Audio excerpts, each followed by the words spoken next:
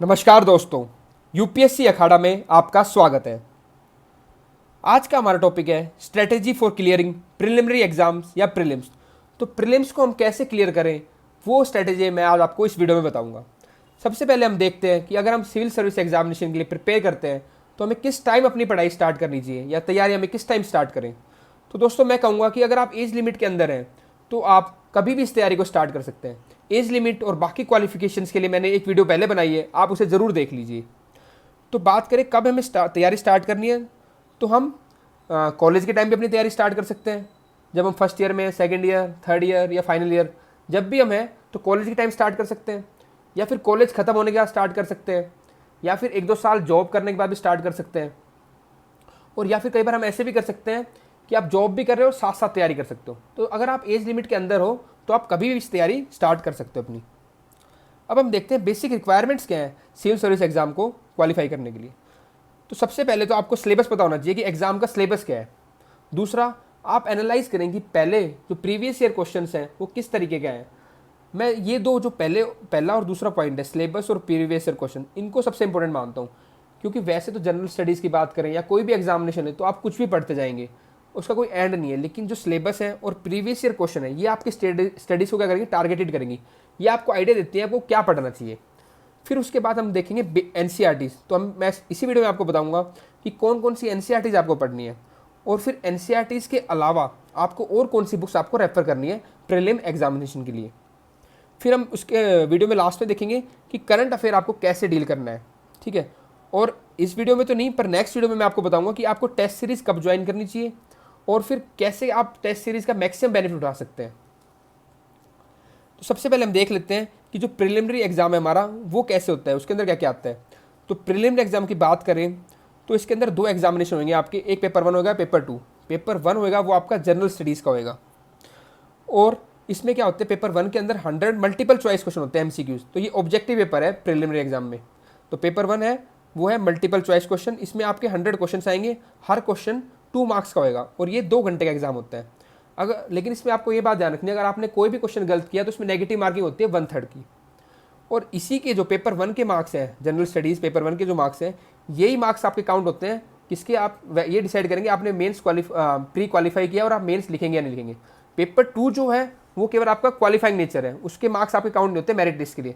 तो पेपर 1 के ही मार्क्स आपके काउंट होंगे आपको शॉर्ट लिस्ट करने के लिए मेंस के लिए। पेपर 2 की बात करें जो है एप्टीट्यूड एग्जाम, इसका जो सिलेबस है वो मैं आपको आगे बताऊंगा स्लाइड्स में। तो इस पेपर में आपके 80 क्वेश्चंस होंगे एमसीक्यूज, ये भी एमसीक्यू है क्योंकि पूरा पेपर जो है प्रीलिमिनरी एग्जाम के पेपर 1 एंड 2 दोनों पेपर आपके ऑब्जेक्टिव पेपर है। तो इसमें 80 एमसीक्यूज होते हैं, हर एक क्वेश्चन 2.5 मार्क्स का होता है, 2.5 मार्क्स। तो 80 × 2.5 ये भी 200 मार्क्स का पेपर होता है, और ये भी 2 घंटे का एग्जाम है। इसमें भी नेगेटिव मार्किंग होती है 1/3 होती है जो। लेकिन एक उसमें ये बात डिफरेंस है पेपर 1 और 2 में कि जो शॉर्ट लिस्टेड कैंडिडेट होते हैं मेंस के लिए, उनकी जो होते हैं वो पेपर 1 के बेसिस पे होते हैं। पेपर 2 में जो कितने ही मार्क्स ले आओ आप तो वो मार्क्स काउंट नहीं होते, मगर आपको एक मिनिमम मार्क्स तो लेके ही आने हैं। वो मिनिमम मार्क्स हैं 33%। तो 200 में से 33% अगर आप मार्क्स ले आए तो आप क्वालिफाई कर जाते हो पेपर 2 में, ठीक है। और फिर आपके देखे जाते हैं पेपर 1 में कितने मार्क्स हैं, तो उसके बेसिस पे आपको अगर आप मेरिट लिस्ट में आते हैं तो वो आपका डिपेंड करेगा कि आपने कट ऑफ क्रॉस किए नहीं की। तो पेपर 1 के मार्क्स होते हैं वो आपके कट ऑफ डिसाइड करेंगे। अब हम देख लेते हैं सिलेबस। तो जनरल स्टडी जो पेपर 1 है उसमें आपको ब्रॉडली अगर आप देखें तो आपको ये सब्जेक्ट्स पढ़ने हैं। तो सबसे पहले आपको ज्योग्राफी पढ़नी है, इंडिया की, वर्ल्ड की, और मैपिंग की भी आपकी नॉलेज होनी चाहिए। और इसमें आपको दोनों ज्योग्राफी पढ़नी है, फिजिकल ज्योग्राफी भी और ह्यूमन ज्योग्राफी भी। फिजिकल ज्योग्राफी में जैसे आपके आते हैं आपके हो गया जियोमॉर्फोलॉजी, ओशनोग्राफी, क्लाइमेट से रिलेटेड चीज़ें होगी, रिवर्स, माउंटेन। अगर ह्यूमन ज्योग्राफी की बात करें तो आप इसमें अगर ट्रेड के बारे में आप देखते हैं कई बार, ठीक है, आप सेटलमेंट्स के बारे में देखते हैं, तो आपको पोर्ट्स हो गया, तो जो भी ह्यूमन से रिलेटेड, तो आपको दोनों चीज़ देखनी है इसमें, ह्यूमन ज्योग्राफी भी और फिजिकल ज्योग्राफी भी। फिर हम देखेंगे environment and climate change issue and related issues. तो एनवायरनमेंट के जो टॉपिक्स हैं वो, और क्लाइमेट चेंज है, ये सब भी, इसकी नॉलेज भी आपको होनी चाहिए। फिर उसके बाद हमें पढ़ना चाहिए जो सिलेबस हमारे में है वो है हिस्ट्री। तो हिस्ट्री ऑफ इंडिया और इंडियन नेशनल मूवमेंट, तो इसकी नॉलेज भी आपको होनी चाहिए। फिर हमें कल्चर, इंडियन कल्चर के बारे में पता होना चाहिए। फिर पॉलिटी एंड कॉन्स्टिट्यूशन, इसमें आपका होता है पॉलिटिकल सिस्टम्स के बारे में आपको नॉलेज चाहिए, पब्लिक पॉलिसीज़ के बारे में पता होना चाहिए, और पंचायती राज एक्सेट्रा। तो आपको पॉलिटी ऑफ इंडिया भी काफ़ी पता होनी चाहिए। फिर है एग्रीकल्चर के बारे में। फिर आपको इंडियन इकोनॉमी, के बारे में पता होना चाहिए। फिर साइंस एंड टेक्नोलॉजी, ठीक है। और इकोनॉमी की बात करें तो आपको बेसिक कंसेप्ट और ओवरऑल इकोनॉमी इंडिया और वर्ल्ड दोनों की पता होनी चाहिए। फिर देखते हैं गवर्नमेंट स्कीम्स, तो आपको जो गवर्नमेंट नई नई स्कीम्स लॉन्च की या पहले की कोई स्कीम्स है तो उनके बारे में भी काफ़ी नॉलेज होनी चाहिए। फिर हमें पता होना चाहिए इंटरनेशनल रिलेशंस के बारे में, और इसके अलावा हमें current events of national and international importance जो भी हैं, जो भी इंपॉर्टेंट इवेंट्स है करंट की, नेशनल हो चाहे इंटरनेशनल हो, इनके बारे में भी नॉलेज होनी चाहिए। अब हम देखते हैं बुक लिस्ट। तो सबसे पहले तो हमें एनसीईआरटीज़ पढ़नी है। तो एनसीईआरटीज़ पढ़ने का फ़ायदा क्या होता है? तो एनसीईआरटीज़ आपको क्या करती हैं, they give basic understanding about different subjects. तो जो जो सब्जेक्ट्स हमने आपके पहले देखे थे अभी, ज्योग्राफी, इकोनॉमी, पॉलिटी, इनके बारे में अगर आपको बेसिक बेसिक थोड़ा आइडिया हो जाएगा, वो किससे हो जाएगा, एनसीईआरटी से हो जाएगा। Second, many questions come from NCERT. तो आप देखोगे एग्जामिनेशन कुछ काफ़ी क्वेश्चंस डायरेक्टली या इनडायरेक्टली एनसीईआरटी से आते हैं, इसलिए हमें एनसीईआरटी पढ़नी चाहिए। फिर third point, written by well qualified team of experts. तो ये काफ़ी रिसर्च की होती है बुक्स, से काफ़ी अच्छी बुक्स होती हैं जो कि एक क्वालिफाइड टीम ऑफ एक्सपर्ट्स ने लिखी होती है, इसलिए हमें पढ़नी चाहिए। फिर इसके बाद क्या है, language will also get developed for answer writing in mains. इसमें क्या होता है, काफ़ी ल्यूसिड और अच्छे अच्छे कीवर्ड्स यूज होते हैं। तो डिफरेंट डिफरेंट टॉपिक्स को आपको कीवर्ड्स मिल जाएंगे डिफरेंट टॉपिक्स की, और एक आपकी लैंग्वेज हो जाएगी डेवलप्ड, तो जो आपको क्या हेल्प करेगी, मेंस में आंसर राइटिंग काफ़ी हेल्प करती है एनसीईआरटीज़। इसके बाद जो लास्ट पॉइंट मैंने आपको बता चुका कि you will get keywords for the different topic, जैसे डिजास्टर के लिए हो गया, सिक्योरिटी के लिए हो गया, एनवायरनमेंट के लिए हो गया। हर एक टॉपिक के डिफरेंट आपको हर एक टॉपिक, उसके अंदर भी अगर आप एनवायरनमेंट की भी बात करें, वेटलैंड्स हो गया, मैनग्रोव्स हो गया, तो हर एक टॉपिक के कुछ आपको कीवर्ड्स मिल जाएंगे एनसीईआरटीज़ के थ्रू। तो इसलिए हमें एनसीईआरटीज़ पढ़नी चाहिए। अब हम देखते हैं कौन कौन सी एनसीईआरटी पढ़नी चाहिए। वैसे तो मैं कहूँगा आपको कि आपको 6 से 12 तक की एनसीईआरटी पढ़नी चाहिए, पर ये नहीं इसमें आप सारी एनसीईआरटीज़ पढ़ दो। तो उसके अंदर 6 से 12 तक आपको कौन कौन सी एनसीईआरटीज़ पढ़नी है, ये मैं आपको बताता हूँ। तो क्लास 6 की बात करें तो इसमें आपको पहले पढ़ना है आवर पास्ट 1, ये आपको हिस्ट्री में हेल्प करेगी। दूसरी बुक है सोशल एंड पॉलिटिकल लाइफ 1, ये आपको पॉलिटी में हेल्प करेगी। फिर है द अर्थ अवर हैबिटेट, ये आपको ज्योग्राफी में हेल्प करेगी। तो जो सब्जेक्ट हमने आपके देखे थे स्टार्टिंग में, history, polity, geography, economy, science, tech, environment, तो उनके लिए मैं बता रहा हूँ डिफरेंट डिफरेंट बुक्स आपको किस किस सब्जेक्ट में हेल्प करेगी। अब हम देखते हैं क्लास 7 की बुक्स। तो क्लास 7 में आपको पढ़ना है अवर पास्ट 2, ये आपको हिस्ट्री में हेल्प करेगी। उसके बाद पढ़ना है अवर एनवायरनमेंट, ये आपको हेल्प करेगी एनवायरनमेंट और ज्योग्राफी में। फिर आपको पढ़ना है सोशल एंड पॉलिटिकल लाइफ 2, ये आपको हेल्प करेगी पॉलिटी में। तो उसके बाद देखते हैं क्लास 8। क्लास 8 की जो बुक है वो है अवर पास्ट 3, ये हिस्ट्री की बुक है। उसके बाद है सोशल एंड पॉलिटिकल लाइफ 3, ये आपको पॉलिटी के टॉपिक्स कवर करने में हेल्प करेगी। फिर सोशल साइंस, तो सोशल साइंस जो 8th क्लास की है वो आपको हेल्प करेगी किसमें, ज्योग्राफी में। तो ये इसमें है social science, resource and development, तो ये आपके ज्योग्राफी के कुछ टॉपिक्स कवर करेगी। फिर क्लास 9th एनसीईआरटी बात करें तो कंटेम्प्रेरी इंडिया 1, ये आपको ज्योग्राफी में हेल्प करेगी। डेमोक्रेटिक पॉलिटिक्स 1, ये आपको पॉलिटी में हेल्प करेगी। इकोनॉमिक्स की जो किताब है वो आपको इंडियन इकोनॉमी के टॉपिक्स डील करने में हेल्प करेगी। अब हम देखते हैं क्लास 10th की। तो क्लास 10th की बात करें तो आपको पढ़नी है contemporary India 2, that will help you in geography. Democratic politics 2, that will help you in polity. Understanding economic development will help you in economics and science. तो साइंस क्लास 10th की science की बुक है, उसके आपके सारे नहीं पढ़नी है, केवल चैप्टर 15 और 16 पढ़ना है। ये आपके कुछ एनवायरनमेंट के टॉपिक कवर करेगी। अब देखो अभी तक तो क्लास 6 से क्लास 10 तक तो आपकी छोटी छोटी बुक्स होंगी, ये आप इजीली कवर करोगे। लेकिन जो 11th और 12th की बुक्स है, ये बुक्स भी थोड़ी ज़्यादा है और ये आपको काफ़ी हेल्प करेंगी। तो इन बुक्स को आपको बार बार पढ़ना है और अच्छे से पढ़ना है। मैं सजेस्ट करता हूँ कि क्लास 6 से 10 तक तो आप जो बुक्स हैं उनके 1 या 2 पेज या 3 पेज में छोटे छोटे नोट्स बना लो और बार बार उन बुक्स को मत पढ़ो। लेकिन ये जो बुक्स है 11th 12th की, ये आपको अच्छे से पढ़नी है और बार बार पढ़नी है। हालांकि नोट्स आप इनके बना सकते हो, लेकिन उनके नोट्स आप जरूर बना लो, क्योंकि उनमें से आपको कुछ ही पॉइंट्स मिलेंगे। 11th 12th को आपको कॉम्प्रिहेंसिवली अच्छे से पढ़ना है। तो जो 11th की बुक्स हैं, तो उसमें पहली बुक है केमिस्ट्री पार्ट 2, इसका आपको चैप्टर 14 पढ़ना है बस, एनवायरमेंटल केमिस्ट्री, ये आपके कुछ एनवायरमेंट के टॉपिक्स कवर करेगा। फिर आपको पढ़ना है इंडियन कॉन्स्टिट्यूशन एट वर्क, ये आपको पॉलिटी में हेल्प करेगा। फिर आपको अगली किताब पढ़नी है पॉलिटिकल थ्योरी, ये भी आपको पॉलिटी में हेल्प करेगी। फिर ज्योग्राफी के लिए आपको 2 किताबें पढ़नी है 11th की, फंडामेंटल्स ऑफ फिजिकल ज्योग्राफी और दूसरी इंडिया फिजिकल एनवायरनमेंट, ये दोनों बुक बहुत इंपॉर्टेंट है। फिर आपको पढ़नी है इंडियन इकोनॉमिक डेवलपमेंट, ये आपको हेल्प करेगा इकोनॉमिक्स प्रीलिम्स में और मेंस का जो पेपर 3 है उसमें हेल्प करेगी। फिर पढ़ने आपको an introduction to Indian art, और अगली बुक है living craft tradition of India, ये दोनों बुक आपको किस लिए पढ़नी है, इंडियन कल्चर के लिए। और एक और बुक है 11th क्लास की, वो है अंडरस्टैंडिंग सोसाइटी। इसके आपको चैप्टर सेकंड और थर्ड चैप्टर पढ़ने हैं, 2 चैप्टर पढ़ने हैं। ये आपको मेंस का जो पेपर 1 है उसका जो सेक्शन है इंडियन सोसाइटी, उसमें हेल्प करेगा। अब हम देखते हैं क्लास 12th की एनसीईआरटी कौन कौन सी आपको पढ़नी है। तो सबसे पहले आपको पढ़नी है themes in Indian history, first, second and third. ये आपको हिस्ट्री और कल्चर के आपके टॉपिक्स कवर करेगी। फिर आपको पढ़नी है फंडामेंटल्स ऑफ ह्यूमन ज्योग्राफी, ये आपके ज्योग्राफी के टॉपिक कवर करेगी। और फिर उसके बाद बुक है इंडियन पीपल एंड इकोनॉमी। तो मैंने आपको पहले बताया था कि ज्योग्राफी में आपको फिजिकल ज्योग्राफी पढ़नी है और ह्यूमन ज्योग्राफी पढ़नी है। तो 11th की जो एनसीईआरटीज़ थी वो आपका फिजिकल ज्योग्राफी का पार्ट कवर करेंगी, और जो 12th की एनसीईआरटीज़ हैं ये दोनों इंडियन पीपल एंड इकोनॉमी और फंडामेंटल्स ऑफ ह्यूमन ज्योग्राफी, ये आपका ह्यूमन ज्योग्राफी का पार्ट कवर करेंगी। उसके बाद आपको पढ़ना है इंट्रोडक्टरी मैक्रो इकोनॉमिक्स, ये आपका इकोनॉमिक्स के पोर्शंस कवर करेगी। फिर आपको पढ़ना है politics in India since independence. तो मेंस का जो पेपर 1 है उसमें जो पोस्ट इंडिपेंडेंस का पार्ट है वो आपका इससे कवर हो जाएगा। फिर उसके बाद कंटेम्प्रेरी वर्ल्ड पॉलिटिक्स, ये आपको हेल्प करेगी पेपर 2 जो मेंस का है, उसमें जो इंटरनेशनल IR का पार्ट है इंटरनेशनल रिलेशन, उसके लिए आपको पढ़नी है कंटेम्प्रेरी वर्ल्ड पॉलिटिक्स। फिर हम देखते हैं इंडियन सोसाइटी, ये आपको हेल्प करेगी पेपर 1 जो मेंस का है उसमें जो सोसाइटी वाला सेक्शन है उसमें। फिर एक और किताब है पेपर 1 मेंस सोसाइटी के लिए, वो है social change and development in India.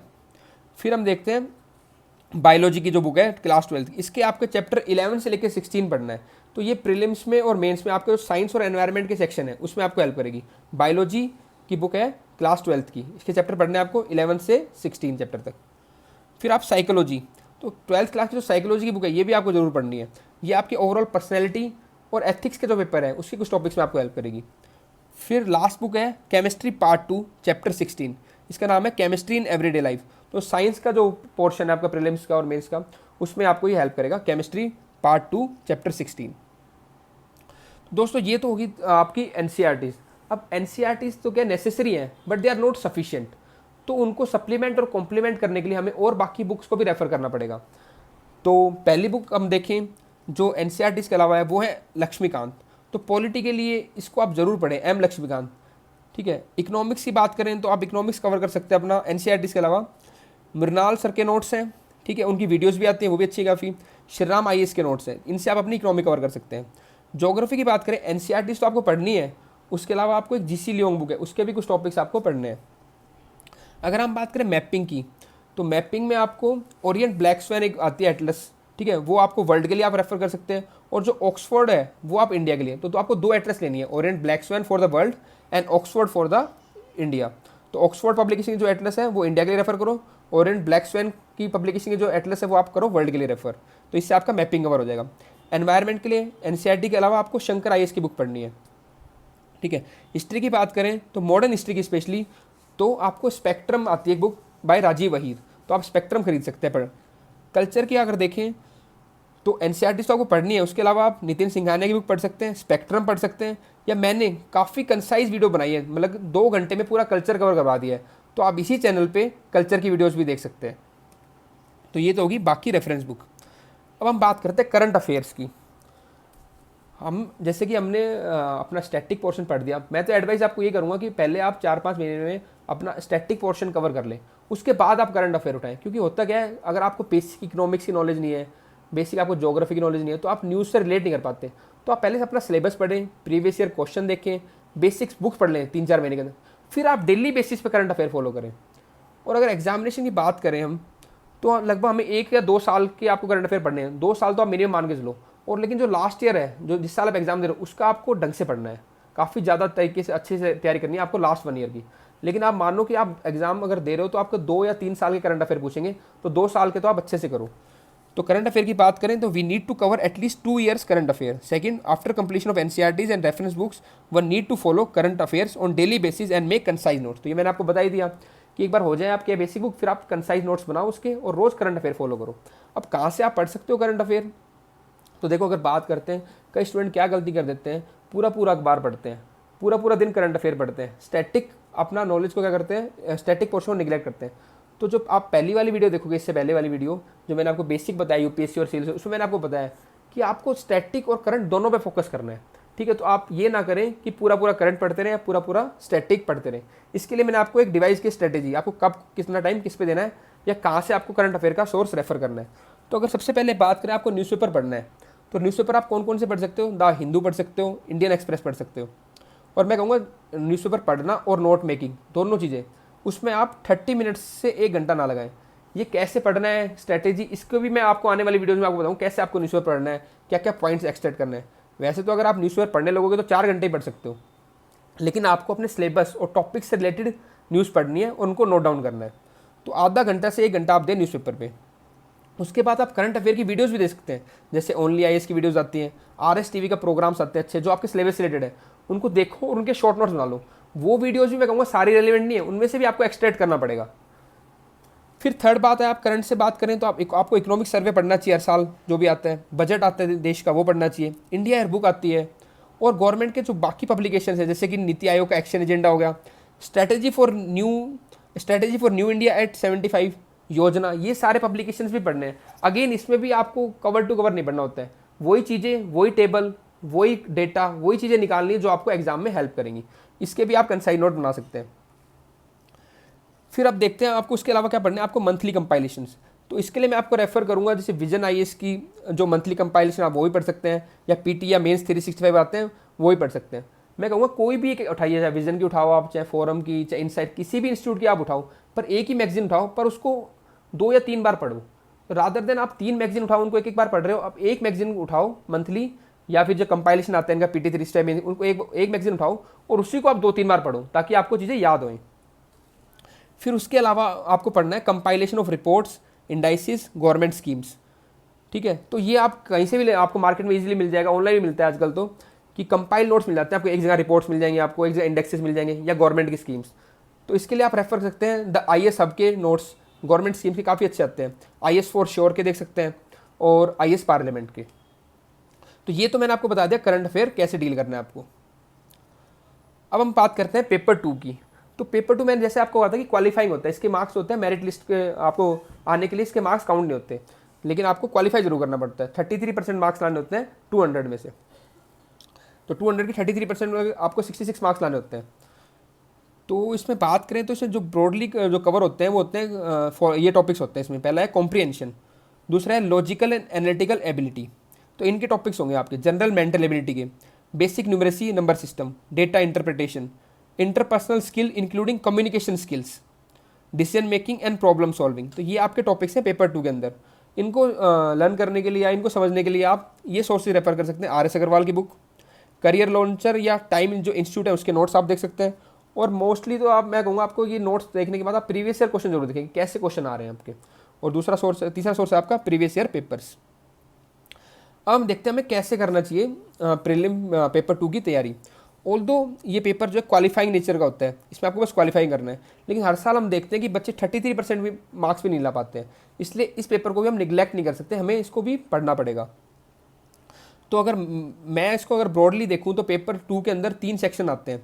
पहला है कॉम्प्रिहेंशन, ठीक है, तो कॉम्प्रिहेंशन में आएगा आपका अनसीन पैसेज टाइप आते हैं, उसमें आपको पैसेज दिया होगा, नीचे क्वेश्चन दिए होंगे। दूसरा रीजनिंग, और तीसरा मैथ या क्वांट। तो इसमें आपको तैयारी करने की क्या करना है, you pick up and prepare any one section you are comfortable in getting right answer. क्योंकि आपको देखो 66 मार्क्स लाने हैं, तो आप कोई भी एक सेक्शन उठा लो जिसमें आप कंफर्टेबल हो, चाहे कॉम्प्रिहेंशन हो, चाहे रीजनिंग हो, और चाहे मैथ या क्वांट हो। उसमें आप उसको अच्छे से प्रिपेयर कर लो, और बाकी तीनों को क्या करो, बाकी दो सेक्शन है उनको थोड़ा आप, जैसे प्रीवियस ईयर क्वेश्चन देख लिए, उनको आप लाइटली प्रिपेयर कर सकते हैं, पर एक सेशन को अच्छे से तैयार कर लो, ठीक है। लेकिन मैं इसमें फिर भी कहूँगा कि आप ना कॉम्प्रिहेंशन को तैयार करें अच्छे से, ठीक है। क्योंकि कॉम्प्रिहेंशन में क्या होता है कि इसके क्वेश्चन सबसे ज़्यादा आते हैं। अगर आपने कॉम्प्रिहेंशन के मानो 20-30 क्वेश्चन ठीक कर दिए तो आपके चांस होते हैं आप इजीली क्वालिफाई कर जाओगे। तो इसमें हम देखते हैं कि pick and prepare any one section you are comfortable in getting right answer. उसके बाद manage other 2 section by going through previous year question and practice paper. तो कोई भी एक सेक्शन पकड़ लो जिसमें आप कंफर्टेबल हो, बाकी 2 को आप प्रैक्टिस करो क्वेश्चन पेपर के थ्रू और उनको वैसे मैनेज कर लो, ठीक है। लेकिन मैं क्या कहूँगा, I suggest do comprehension part thoroughly as it carries high weightage in the examination, then pick up the reasoning and then lastly quant. तो सबसे पहले मैं कहूँगा आप कॉम्प्रिहेंशन का पार्ट अच्छे कर लो अपना, ठीक है। फिर आप थोड़ा बहुत क्वेश्चन जो आपको इजी लगता है रीजनिंग के देखो, अगर आपको मैथ डिफिकल्ट लगती है तो उसको आप लास्ट में कर लो, अगर किसी को मैथ अच्छी लगती है तो वो अच्छे से प्रिपेयर कर लो। लेकिन मैं आपको बता रहा हूँ कॉम्प्रिहेंशन के क्वेश्चन ज़्यादा आते हैं, इसलिए आप इसको अच्छे से प्रिपेयर करें। फिर इसके बाद आपको क्या करना है, प्रीवियस ईयर क्वेश्चन प्रैक्टिस करना है। तो उससे आपको आइडिया होगा कि आपको ना, कई बार बच्चे क्या करते हैं, मैथ के काफ़ी डिफिकल्ट क्वेश्चन प्रैक्टिस करते हैं। जब आप प्रीवियस ईयर क्वेश्चन आप देखोगे तो आप देखोगे मैथ के, रीजनिंग के ज़्यादा डिफिकल्ट क्वेश्चन नहीं आते इसमें, तो एक बेसिक आपको आइडिया होना चाहिए। तो आप रेफर करो प्रीवियस ईयर क्वेश्चन, ठीक है। उसके बाद हम पूछते हैं कि हमें कब स्टार्ट करना चाहिए। तो मैं तो कहूँगा कि ये डिपेंड करता है हर एक बंदे के ऊपर कि वो एप्टीट्यूड की इस एग्जाम में कितना कंफर्टेबल है। तो किसी को अगर अच्छे से आता है वो तो अपनी तैयारी 4 दिन पहले भी स्टार्ट कर सकता है, थोड़ा सा पढ़ा उसने, फॉर्मूले देखे, कॉम्प्रिहेंशन उसका अच्छा है तो क्वालिफाई कर जाएगा। लेकिन कई बच्चे हैं जिनको अगर मैथ्स में या रीजनिंग में या कॉम्प्रिहेंशन में दिक्कत है, तो मैं उनके लिए कहूँगा कि आप एग्जाम से 3 या 4 महीने पहले, जो आपका प्रीलिम एग्जाम है उससे पहले एक बार कोर्स को पूरा देख लें, कॉम्प्रिहेंशन से पढ़ लें 10-5 दिन, ठीक है, फिर मैथ्स के कुछ क्वेश्चन देख लें, रीजनिंग कवर टॉपिक्स कवर कर लें। तो एक बार तो आप 3-4 महीने पहले इसका सिलेबस देख लें, तो आपको एक आइडिया हो जाएगा हाँ कि मेरे को चीज़ें टॉपिक्स आते हैं। और फिर जो लास्ट मंथ होता है एग्जाम में, उसमें आप इसके क्वेश्चन, प्रीवियस ईयर क्वेश्चन या प्रैक्टिस टेस्ट प्रैक्टिस कर लें। तो इससे क्या होगा, आपकी एक रीजनेबल अच्छी तैयारी हो जाएगी। इससे आप इसको क्यों आपको क्वालिफाई करना है, तो आपको इतनी तैयारी आपका हो सकता है इससे। तो मैं कहूँगा इसमें कि any one can start preparing 4 months और 4 days before examination, depending upon how much one is comfortable with the topics. Generally it is better to study paper 2 once around 3-4 months before prelims and then revise through practice paper in the last month before the exam। तो ये मैंने आपको बताया कि एक बार आप पहले पढ़ लो और एक बार लास्ट महीने में इसको रिवाइज कर लो अच्छे से।